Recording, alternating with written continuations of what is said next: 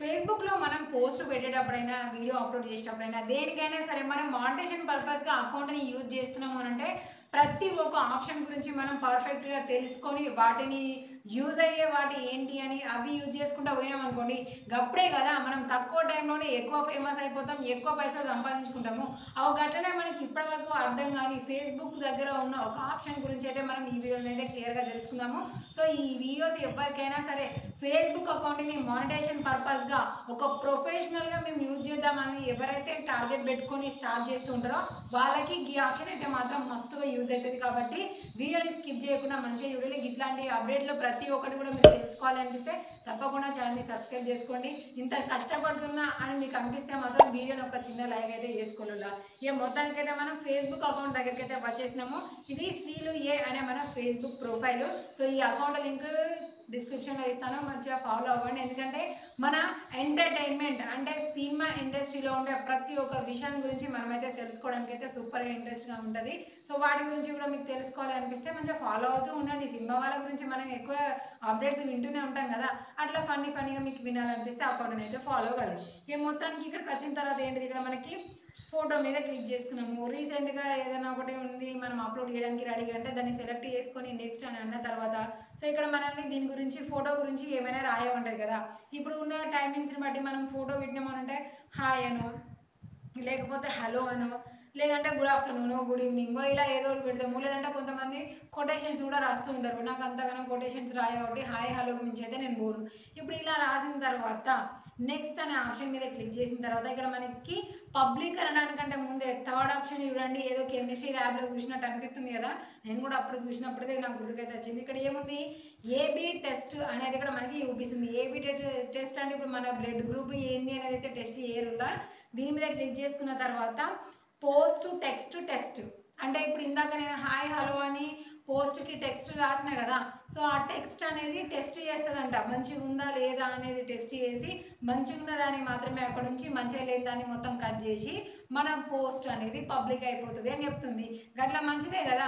ఇప్పుడు నేను తెలియక ఏదో రాసింది అనుకోండి, అది మంచిగా లేకపోతే ఎవరికి అందుతుంది, చూసిన వాళ్ళు ఏం లైక్ చేస్తారు, ఏం షేర్ చేస్తారు, ఏం చేయరు కదా.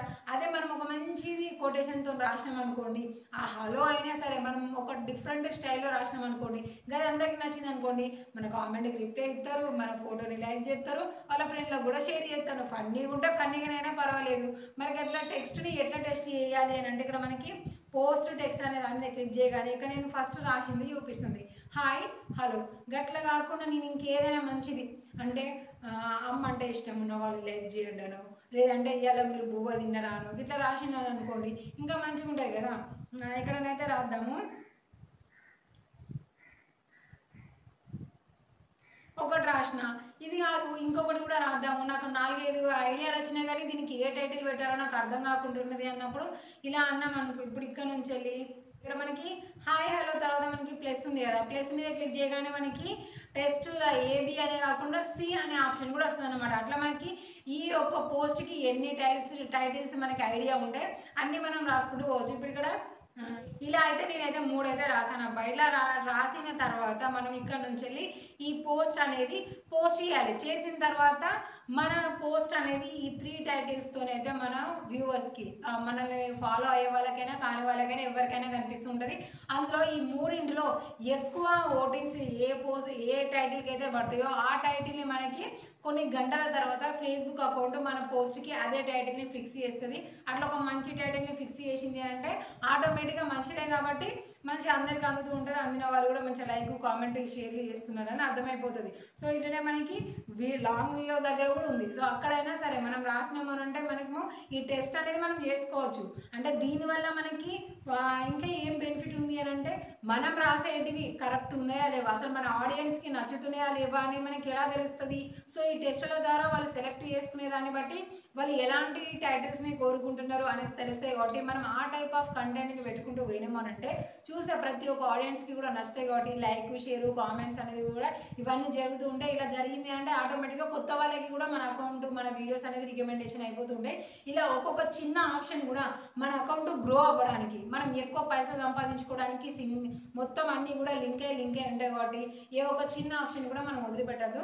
కాకపోతే ఇది మనకి ఆన్ ది స్పాట్లో చెప్పదు, కొన్ని గంటలు తీసుకుంటుందా, కొన్ని గంటలు అనేది కొన్నిసార్లు 8 అవర్స్ పడుతుంది, కొన్నిసార్లు 24 అవర్స్ టైం పడుతుంది. ఆ టైం తర్వాత పర్ఫెక్ట్ టైటిల్ అనేది సెటప్ చేసేసి అదే టైటిల్ మనం పోస్ట్కి పెట్టేసి అది అందరికీ కూడా ఆటోమేటిక్గా కనిపిస్తూ ఉంటుంది. సో ఇది దీని బెనిఫిట్. మీకు ఇందులో మీకు యూజ్ చేసుకోవాలి అని అనిపిస్తే మీరు ఖచ్చితంగా అయితే దీన్ని యూజ్ చేసుకోవడం వల్ల మంచి రీచ్ అనేది ఉంటుంది. అంటే ఆడియన్స్ మైండ్ ఎలా ఉంది, మనం ఎలాంటి కంటెంట్ పెట్టాలి, టైటిల్స్ ఎలా ఉండాలి అనేది మనకు వేరే ఎవరు చెప్పాల్సిన అవసరం లేదు. పైసలు ఇచ్చి వేరే వాళ్ళని అడగాల్సిన అవసరం కూడా లేదు. మన ఆడియన్సే మనకు చెప్తారు మాకు ఇది కావాలి అని. మంచిగా ఉంది కదా, మరి అంతే.